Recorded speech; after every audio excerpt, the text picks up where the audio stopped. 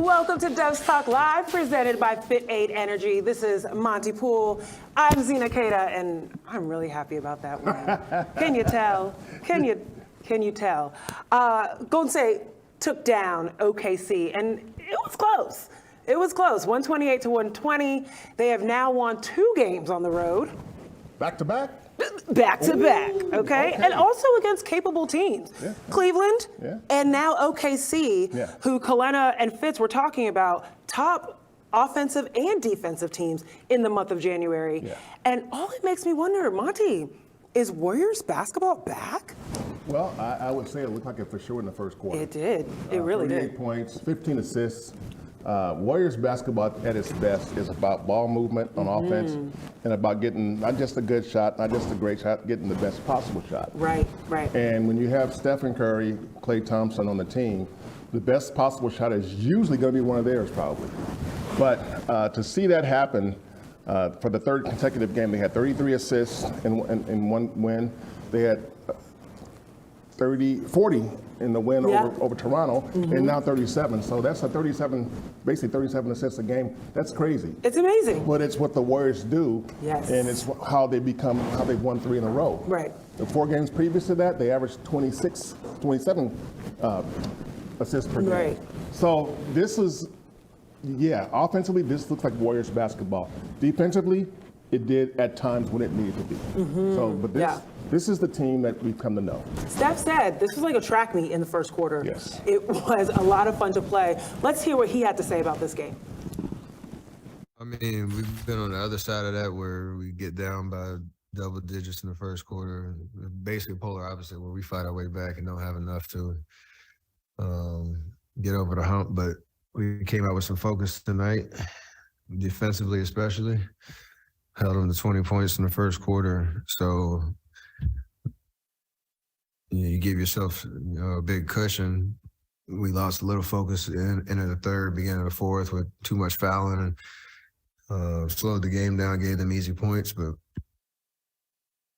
I think we learned a little bit about maintaining our composure a little bit down the stretch and executing, especially on offense, and made enough plays to get it done. When you say kind of maintaining your composure, like what kind of specific possession do you think of?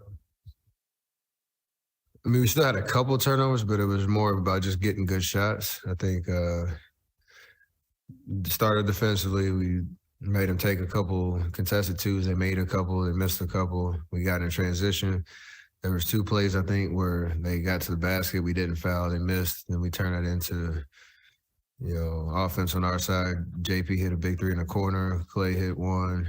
I got 1. Wiggins made some big buckets at the basket. Loon got that dunk. So, we just connected the game on both sides. And the 4 quarters, we haven't necessarily done that very well. So, it's big. You guys had 15 assists in the first quarter and 37 on the night after having 40 the last game. I mean, do you feel like, we talked a lot about momentum, but do you feel like this is kind of a turning point where you guys are playing more your brand? Yeah, but sample size is still small. You want to obviously maintain the positive vibes that we've been creating, but we know we have a lot more work to do. So the way that we started with with Wiggs back and our starting lineup that we've had since the Boston game, we understand how to create good offense. And then when you have a mindfulness of how we're going to defend, knowing that we're small, we can use it to our advantage. So the assists and stuff comes from a great space. Obviously, guys finishing possessions, but it's a fun way to play when you put it all together. You talk about the defensive stops that y'all were getting that fourth, especially when they got within, I think, 1 possession. Just talk about how important that defense was that y'all were able to be able to slow them down, pretty much shut them down the last couple of minutes. I mean, they hit some big threes early in the fourth, got the crowd into it on top of how they finished in the third quarter. But we just try to, again, keep them off the free throw line as much as possible because that slows the game down and lets them set the defense. And then when you get stops, because the lineups are heavy small ball, there's a lot of cross matching and nobody knows who they're guarding. So it creates some confusion on that end, especially when we get in transition. And that's when we're at our best. What do you think of Shea's game and just, what he's turned into? mean, he's always been a tough scorer ever since that we got our first experience with him in the Clippers playoff series. He's shifty. He plays at his own pace. Nobody can rush him. He's tall enough to shoot over you. He's good at drawing fouls. We knew coming into the game he was going to make tough shots. That's what he does. And he ended up with 31 after having 2 in the first quarter. So he's a scorer. But you just got to make a tough one and make him work. One of those guys that's probably going to get his numbers no matter how you guard him. It's just how it looks and how he gets them. How different is it playing them this season compared to the last few? I mean, do you feel them kind of forming, I guess, in this later stage of their rebuild? Yeah, I mean, they're probably playing above what people predicted in the sense of, having a young team that's new to each other, but they have a lot of talent. And they're obviously in the mix for a reason because they play hard every night. They use their athleticism. Shai's been playing, amazing all year, so you have to pay attention to them. And they won a lot of close games too because, they have that youthful energy about them. They're a tough team to beat, regardless of the experience that they have. What was it like getting to hang out with Taylor? Oh, it was great. I was like, the timing is crazy. Just knowing she just broke the record this week. And we're coming through town, and she had a night off. No, she thinks she plays tomorrow, but pretty cool to see her celebrate her accomplishment. She made 8 threes in her first college game, and I made 8 tonight. So it's kind of cool connection right there. Yeah, I definitely think that Taylor Robinson inspired the 8 threes out of Steph Curry tonight. 38 points, but the real big thing, 12 assists. Yeah. Again, we talk about how when Steph Curry's on the floor, he creates for his teammates. Yeah, people still like to quibble that Steph's not really a point guard. He's a shooting guard, and I understand to a degree because he's a scorer. Yeah. But a point guard can score. That's kind of the way the game is played these days. A lot of point guards do actually score. And just because he's the best shooter the game is known doesn't mean he can't be a point guard. And tonight, 12 assists. Yeah, the ball's in his hands. He's going to score, but he can also set up his teammates. And you saw that with 12 assists. So I think Steph is in a real good place right now. Yeah. The last couple games, he's been dynamite. To do what he did tonight, they wanted to try and slide him a little bit in the fourth quarter, give him a little bit more rest. Mm-hmm. But they had a 9-point lead going into the fourth quarter. And 4 minutes later, it was down to 2. They needed him back. So it's like Steve Kerr's like, oh, here we go. Steph, Come on back in the game. Right? Yeah, come save us again, Right. And so of course he did. Right. So that's, it's nice to have that sort of that guy that can just come in and sort of put things to sleep for you, sure. which he did. So, or he would say night. But if you're Steph, you don't want to rely just on your scoring. Yeah. You know that to win championships, you will need to get stuff from your other teammates. And so that's where the playmaking comes in, and you saw it tonight. And talking about teammates, Splash Bro Klay Thompson, he's got his bounce back. Yeah. That is so exciting to be able to see him dunk in the half court. Yeah. On a backdoor cut. I mean, he was beating defenders left and right all night. And here we talked about the nonverbal communication between him and Draymond Green. You need that ability to quickly move off your defender in order to make that happen. And woo! There it is right there. I mean, injury where? Klay Injury where? He don't dunk that often, but every now and then he'll put one in on, he'll probably put one on somebody's head. But, he had the 6 3-pointers tonight, Yes. which is really always, that's impressive. But I thought for Klay, 7 rebounds. Klay's not a rebounding guard. Yeah. Steph's a better rebounding guard That's than Klay true. is. Tonight, Klay had Steph had 8, but Klay had 7, which is a terrific number. Right. So it tells me that Klay's head was in the game. Right. I mean, not just shooting, not just defending. He was doing the full 9, defending, shooting, and getting rebounds. So And nice getting game. some tough shots. Oh, yeah, big He had time. a turnaround Big time. baseline jumper. Yeah, Pretty. big time. Pretty tough shots. And then I think that, Steph talked about it. Tonight was a lot about spacing. Yes. Right? And so they were able to create so much offense from great spacing, getting that assist. It was fun to play. The ball movement was kinetic. Yeah. It was everywhere. The OKC defenders could not get their position right. Yeah. Because every 2 seconds there was a ball, a swing, a pass, a shot. That's a perfect possession right there. Right. You know, where you swing the ball, and guess who it finds? Klay or Steph. Or Steph. That's right. Literally. So when you got those two guys, that's usually the best shot. But I think also at the same time, when you look at the way they played this game, you know, this lineup, Steve Kerr started the small lineup again. Right. And the whole reason behind starting that lineup is he wants to spread the floor. Yeah. You know, because now you've got 4 guys who can shoot. Wiggins is back, Jordan is there, Klay is there, and Steph is there. So you got 4 shooters and Draymond. Right. The Warriors are joining the rest of the NBA in a sense, because most of the NBA is playing 4 out or 5 out. Mm-hmm. The Warriors' normal starting lineup with Looney, it's a 3 out lineup. It's a 3 out. It's those unusual. Two are not looking really at the Yeah, for the neither 3. Draymond or Loon aren't Right. really much for 3. So this is a little different, but you want to spread the floor, this is what you do, and you bring Loon in at a certain point. And again, Loon is effective off the bench or starting. He's the same either way. He gives you what he gives you. So 6 rebounds tonight in 22 minutes and 8 points. So I just think that I don't know how long he'll stay with the small lineup, but I understand the reasoning. And it was a good matchup against OKC as well. And we've talked a lot about the offensive end of the floor, but tonight the Warriors won that game because of their defense, especially trying to close it out at the end. Being able to hold Shai Gilgeous-Alexander to just 10 points in the half, yes, he had 21 at the bottom, but they played defense when it mattered. Big block out of Kevon Looney, that transition from defense to offense. Corner 3 coming up here from Jordan Poole. It was beautiful to see again this Warriors basketball being able to defend and make that lead Draymond into here. offense. And then this leads into a Steph 3. I mean, this is exactly what you want out of Warriors basketball. Winning teams don't always play great defense all the time.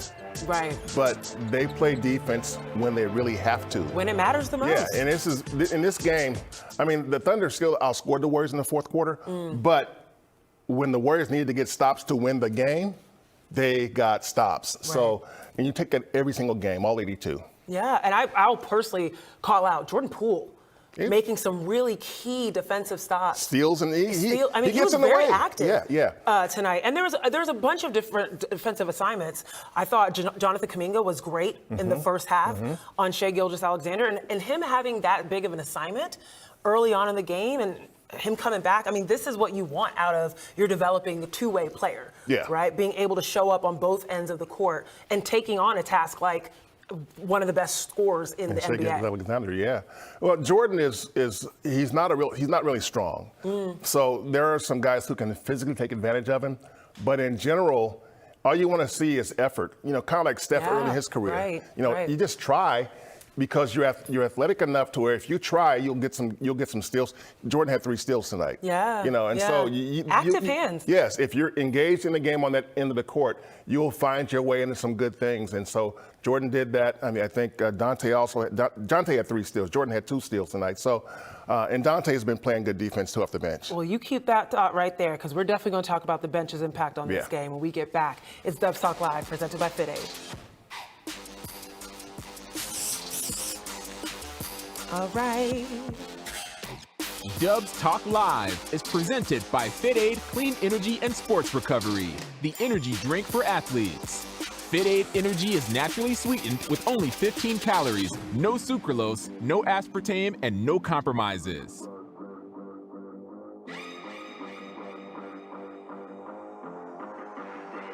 All righty. All right. What's Hello, up? everyone. What's up? I see our fans already talking about a lot of good stuff in the chat. And yes, agreed. So good to see Wiggins back. He had an impact on this game as well. Wasn't huge from behind the 3. No. But he made solid takes to the basket, finished when it mattered, and had some really great defensive plays as well. He looks better than he did when he first came back after missing like a month. Yeah. You know, he came back for a couple of games. He didn't look real good. He was struggling with his shot, and he didn't look bouncy at all. Tonight, he looked more like himself. And I think it'll only get better. I'm curious to see whether he plays in both of the games this upcoming Wednesday against Minnesota and on Thursday at Denver. But right now, he's coming off an illness, non-COVID illness. But tonight, physically, he looked like Wiggins. He did. Yeah. He did. And that's a great point that you mentioned, bounce. Yes. Whether it's, Klay Thompson coming back and having like that first step on his defender, or Andrew Wiggins being able to play the way he was. When you think about people that are out or dealing with injuries or coming back from them, that bounce tells you, oh, they're Yes. back. Because that's a mental thing too. Yeah. Right? Because Yeah.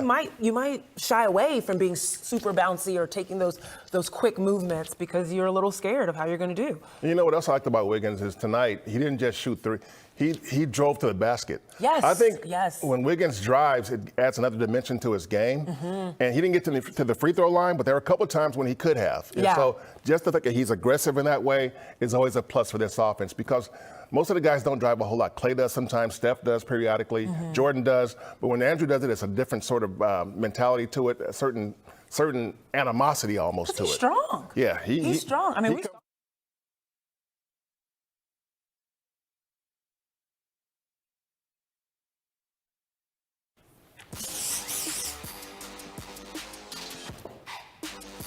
Welcome back to Dubs Talk Live. We were just talking about the bench and how they showed up for the Warriors today. And we're going to talk about, to me, my faith right now, Dante DiVincenzo, doing it all for the Warriors, playing defense, Yes. getting in passing lanes. Yeah. He's also, and I just heard from our producer, Dan Dempster, tomorrow's his birthday. So happy early birthday to you, Dante. You gave us a gift in the way that he played tonight. I Yes. mean, absolutely phenomenal on both ends of the court. Yeah, Dante has been, these last week or two, he's been playing pretty good basketball at both ends. I thought he was good tonight, especially he came in, hit a shot real quickly, and that tends to get guys going when they hit a shot when they first come Yeah. in. But he's always, on defense, he's always fully engaged. He is. And I think something that goes back to college. Yeah, Villanova. You know, That's if you don't their play brand. if you don't play defense, you won't play. Oh, no. And they've won championships by playing defense. Correct. So he's used to that, and he's a perfect fit for what the Warriors like to do in terms of offense too, in terms of moving the ball and player movement, ball movement, motion offense that they do. He is a fit for that, and it's not always easy to find a guy who you can pick up in the offseason who comes here and picks it up so quickly. Right. But he did, and Steve Kerr has said that it's a lot of the reason for that is because at Villanova, it's kind of similar. Jay Wright, the coach there, runs a similar offense. So, and when Dante first came here, he said that. He said, this is kind of the way I like to play. Right. And he signed a 2-year contract with the second year as his option. But it's a deal where he said, I wanted to play this kind of basketball and have a chance to win. He won a championship with the Bucks. Yeah, and now right. he's trying to do it with the Warriors. So the way he's playing right now, he's going to be playing 20 to 25 to 30 minutes every night. It's needed. Yes. And as you mentioned, when he's so engaged, Yes. Dante DiVincenzo is one of those players that when he's on the bench, he's locked in Yes. to see what he needs to do when he gets into the game. We Yes. talked about that during the broadcast today.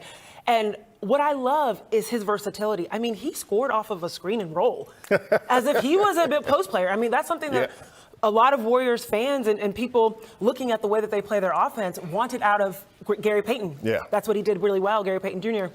And so him being able to come in and play that role where he can play a forward and set really good screens and then roll to the basket and score, unbelievable, as well as being able to hit the open three on a swing. Yeah, it's just, the other night, he was in the closing lineup, which says a lot. That says a lot. It's a lot of trust for him. Jordan Poole was on the bench, and Dante was in the game, and he deserved to be there. He had 12 assists, and he had 1 turnover. Right.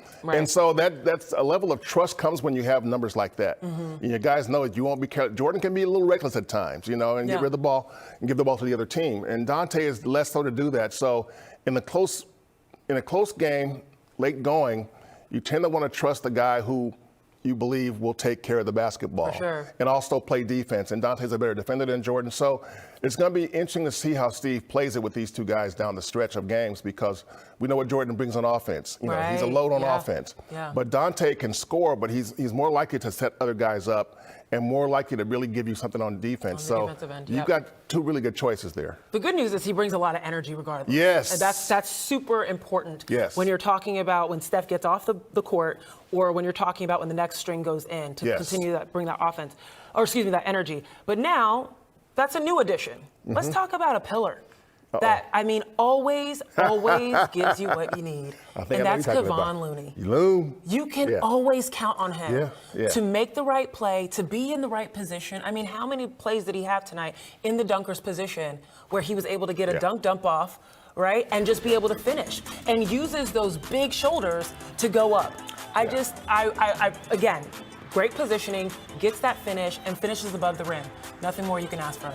Looney is such a really smart ball player. He understands how the Warriors play. He's been here long enough. He's been here 7 years. Right. So he knows how they play the game, and he's used to it. And we talked about trust a few minutes ago, and that's a big reason why he's out there. His teammates trust that he will do the right thing. Right. And even a few years ago when they had JaVale McGee on this team, and people would wonder, well, why are they playing Looney and not JaVale? And I tell people, I said, it's because JaVale can do certain things to help you win. Yeah. But Looney is a guy that his teammates know will be there, especially on defense. Right. He'll be in the right place, and he can go out and guard somebody on the perimeter. Right. And not let you get past him. So that's a big reason why he is so important to this team, is because of versatility. He can come off the bench or start. He's the same guy. And let's talk about that a little bit. Being able to come off the bench and still produce. Because for a lot of guys, that messes with your mentality. Of what can I produce, or how am I being trusted? What's to my role? Exactly. What's my role? Am I good enough to come off the bench, or why am I not starting? And people can have egos about that. And again, we've talked about this all season about how much across the coaching staff, across the players, Kevon Looney is someone you can trust to not have an ego, to go in and do his job, play his role, and to do it at an exceptional level. Well, I'm going to say this because Andre Iguodala, I mentioned that to Andre one time about guys, not having egos. And Andre said, we all got egos. Right, He says, that's but true. He goes, the key is not letting your ego get in the way. That's right. And that's what Loon has done. I love that. I mean, Loon likes to. I love that. Remember, go back to Looney in high school. I mean, he was a top 10 high school recruit. Went to UCLA out of Milwaukee, and people were comparing him to, drum roll, Kevin Durant. Oh, yeah. Yeah. That's true. If you watch old highlights of him, he's taking the ball up the court. He's going coast to coast. That's what I'm saying. So he has transformed himself to fit what the Warriors need at the center spot. And it's the same thing they're trying to do with James Wiseman now. We know what you bring, but this is what we need you to be. We don't want you to lose everything you bring anyway, your natural gifts on offense, but we need you to play really good defense, set screens.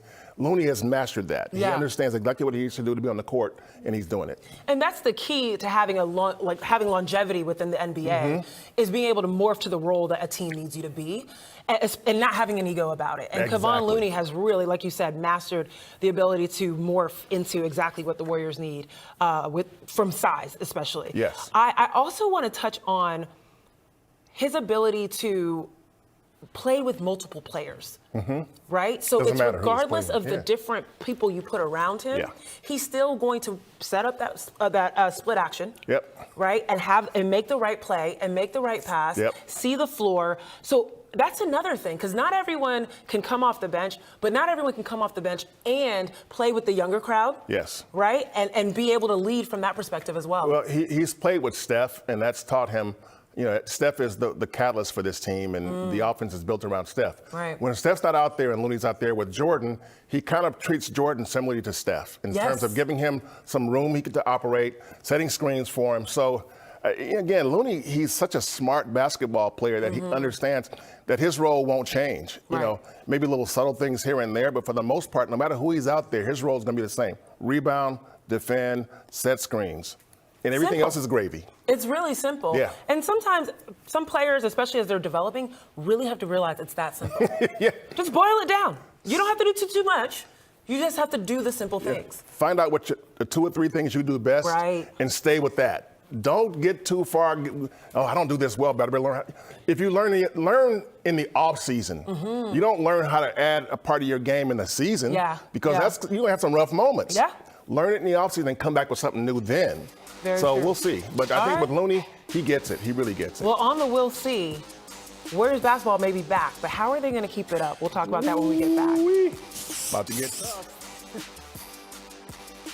Dubs Talk Live is presented by Fit Aid Clean Energy and Sports Recovery, the energy drink for athletes. Fit Aid Energy is naturally sweetened with only 15 calories, no sucralose, no aspartame, and no compromises.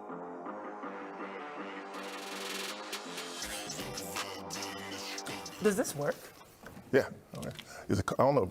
No, they don't. Oh, that cold? Hi, everyone. We were just testing to see if our refrigerator worked. No worries. it's not plugged in, I guess. That's not plugged in. But we have a member coming in from Accra, Ghana. I always say that wrong. Is it Accra or I think it's Accra from Ghana? And I'm like, wow. Oh, thanks for Accra. joining Is it us. Accra? Accra. I think. Yeah.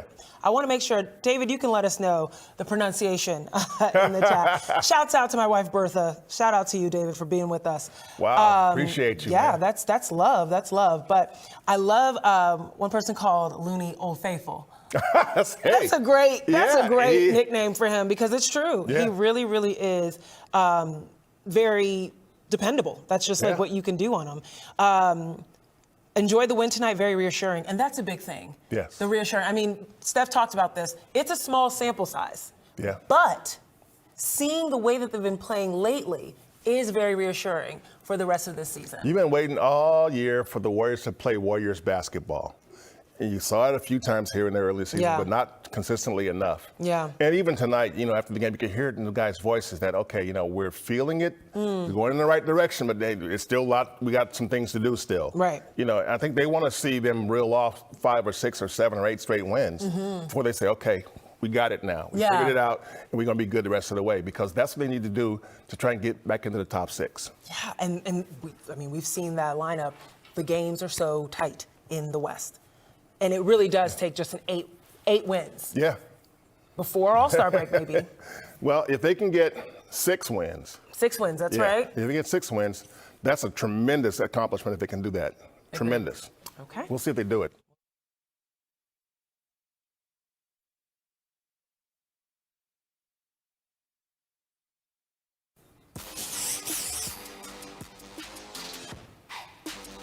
All right, Monte. We only have a little bit of time left. Tell me, what do the Warriors need to do in order to keep this Warriors-themed basketball up? Well, I think they need to win Wednesday night in Minnesota. They got Minnesota on Wednesday night, and they have Denver on Thursday night. That's a tough back-to-back. Those are tough. Minnesota's playing well right now. They lost to the Kings tonight, but they've been playing well lately. I think 11 of their last 16 they've won. And the Nuggets have the best record in the conference. So, and the other part of this is that Steve Kerr has been resting certain guys on the second night of a back-to-back. Right. So we're going to assume that he's going to rest some of those guys again. Yeah. And so maybe we won't see Klay. We'll see what he does with Wiggins. Steph will probably play. If they can get a blowout win on Tuesday, maybe it'll help them out. Maybe everybody will play except for Klay. But at this point, you just want to be able to get at least one of these 2 games. You get one of these 2 games, I think you're okay. We'll see what happens. Yeah. Maybe the bench will step up again. That'll be necessary and be great. Well, we'll see what happens. Thank you so much for joining us on Dubs Talk Live. I'm Zena Keita. This is Monte Poole. Y'all have a good night.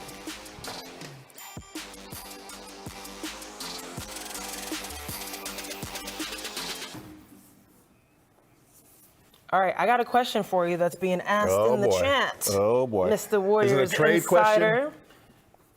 No, Okay. it's not. Is it a Wiseman question? No, it's not. Okay, It let's is go. an executive question. Ooh. Mr. Bob Myers. Bring it on. What you know about his contract? Bob Myers has not signed, his contract is up at the end of this season. He has not signed an extension yet. There's been discussion, nothing has happened as of yet. And Bob has a decision to make because the Warriors value him. And I think the CEO, Joe Lacob, has to decide how much he values him. Bob has been huge for this franchise. And we talk about this all the time. The Warriors are built largely around 3 people: Steph Curry, Steve Kerr, and Bob Myers. When you said Steph Curry, it almost sounded like Steve Kerr. Yeah. I was like, wait, what? Steph Curry, Okay. Steve Kerr, Yes, Bob Myers. that's true. Those 3 guys. If any one of those guys is gone, it changes everything they do. It changes the whole Because dynamic. Bob is the guy who can walk into any room in that building and be respected, be heard, and also know that he will listen to what they have to say to him. So he is, you want to call him, if you want to call him a sounding board for some, he is that. If you want to call him a buffer for some, he is that. But he's the guy who can go into a room that's filled with tension and find a way to reach common ground. So I think every great organization needs someone like that, a people person who can deal with every level, top level executives, and the guy who cleans the floor during timeouts. He can go to everybody and do that. So I know this. If Bob Myers doesn't come back, it'll be largely his choice. I know he grew up in the Bay Area. He would love to stay here. His family is here. Right. Been here, Bay Area, all of his life, other than when he was an agent, lived in LA for a while, went to UCLA. But it's going to be, if he leaves, Steve Kerr will not be pleased. No. Steph will not be pleased. No. Draymond, I mean, it's going to have a sort of a domino effect in terms of the way people look at this. So if Bob should leave, they're going to have to do some explaining to people. Yeah. Because honestly, after last season's championship, which was unexpected. Right. No one was expecting that. That's not last true. year. Where's maybe fourth or fifth or whatever, Yes, agreed. They won a championship. And generally speaking, that's when you give a guy an extension, when you win a championship. Yeah. It didn't happen. Didn't happen. So it's carried now. We are 7 months later, it still hasn't happened. Yeah. The players were prioritized. After last season. Yes. Yeah. But they were always under contract. Steph, Klay, Draymond were going nowhere. I'm thinking Jordan and Andrew. Wiggs. Yeah. They got taken care of. Yeah. But right after that championship, you would think it would be time for him, and it didn't happen. So we'll see where it goes from here. But it's going to be something worth watching. I mean, Shannon mentioned in our chat, I can't even imagine this Warriors team without a Bob Myers. They don't want to do it either. Yeah. They don't want to do it but either. you can't really imagine a Warriors team without a Draymond Green. No. There's so many components to this of trying to keep together this very delicately put together team and organization. But what's cracking at the seams? Money. Yeah. Yeah. Is there enough to go around? Yeah. You know? Well, they're making lots of money, too. They're making a lot of money, but still. And when you make a lot of money, it's okay to spend a lot of money. That's true. That's true. And Joe Lacob is, he's paying a huge luxury tax bill. Yeah. So he wants to win. But if Bob should leave, there's going to be a lot of conversation about why and what happened and why couldn't we have done something about it. Yeah. You thought it was bad when Gary Payton II got out of here, which there was a lot of conversation about that one, too. There were some unhappy people in the building after that. Right, So sure. we'll see. All right. Well, I mean, we literally have to wait and see. Yes. We're not in the room, but we'll see what happens. Either he'll sign a new contract or he'll walk. I literally can't imagine. Yeah. All right. Well, we appreciate you all hanging out with us on YouTube and watching Devs Talk Live. Again, Zena, Keita, Monte, Poole, thanks for joining us. And yes, the Warriors won. They won. On the road. 2 in a row on the road. Let's go. Back to back. 3 in a row overall.